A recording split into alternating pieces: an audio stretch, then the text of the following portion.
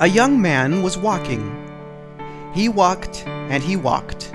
He walked all night, and he walked all day. He was tired, and he was hungry.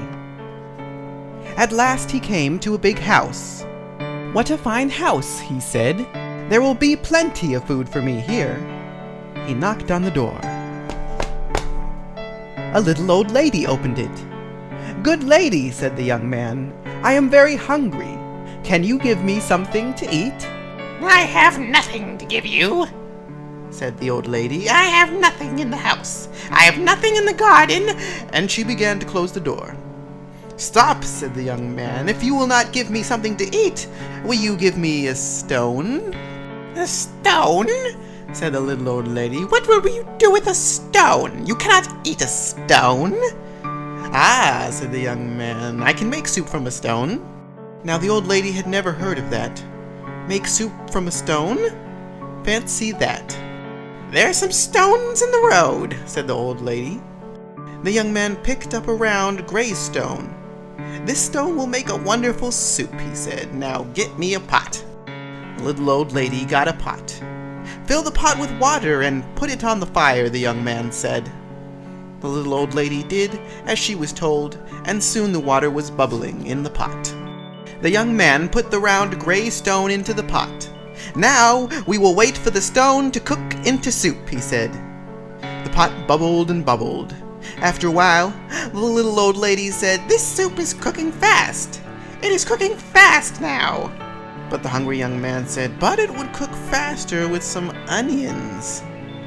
So the little old lady went to the garden to get some yellow onions. Into the pot went the yellow onions with the round gray stone.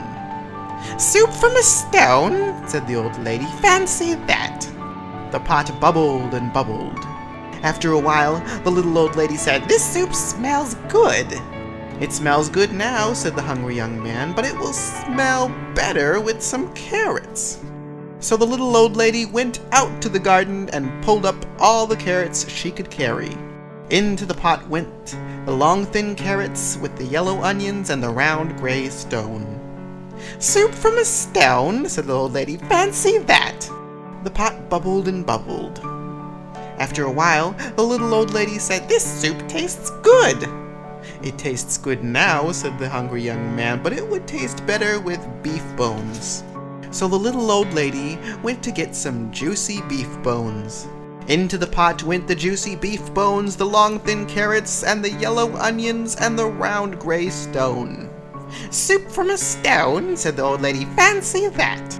The pot bubbled and bubbled. After a while, the little old lady said, "This soup is fit for a prince." "It is fit for a prince now," said the hungry young man, "but it would be fit for a king, with a bit of pepper and a handful of salt." So the little old lady got the pepper and the salt. Into the pot went the bit of pepper and the handful of salt, with the juicy beef bones and the long thin carrots and the yellow onions and the round gray stone. "Soup from a stone," said the little old lady. "Fancy that." The pot bubbled and bubbled.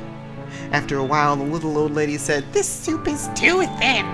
"It is too thin now," said the hungry young man, "but it would be nice and thick with some butter and barley."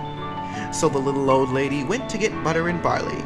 Into the pot went the butter and barley with the bit of pepper and the handful of salt and the juicy beef bones, the long thin carrots and the yellow onions and the round gray stone. "Soup from a stone," said the old lady. "Fancy that." The pot bubbled and bubbled. After a while, the little old lady tasted the soup again. "This is good soup," she said. "Yes," said the hungry young man, "this soup is fit for a king. Now we will eat it." "Stop," said the little old lady. "This soup is indeed fit for a king. Now I will set a table fit for a king." So she took out her best tablecloth and her best dishes. Then the little old lady and the hungry young man ate all the soup. The soup made with the butter and barley and the bit of pepper and the handful of salt and the juicy beef bones and the long thin carrots and the yellow onions and the round gray stone. "Soup from a stone," said the old lady. "Fancy that." "Now I must be on my way," said the young man. He took the stone out of the pot and put it into his pocket. Why are you taking the stone? said the little old lady. Well, said the young man, the stone is not cooked enough. I will have to cook it some more tomorrow. And the young man said goodbye. He walked on down the road. He walked and he walked. What a fine supper I will have tomorrow, he said to himself. Soup from a stone. Fancy that.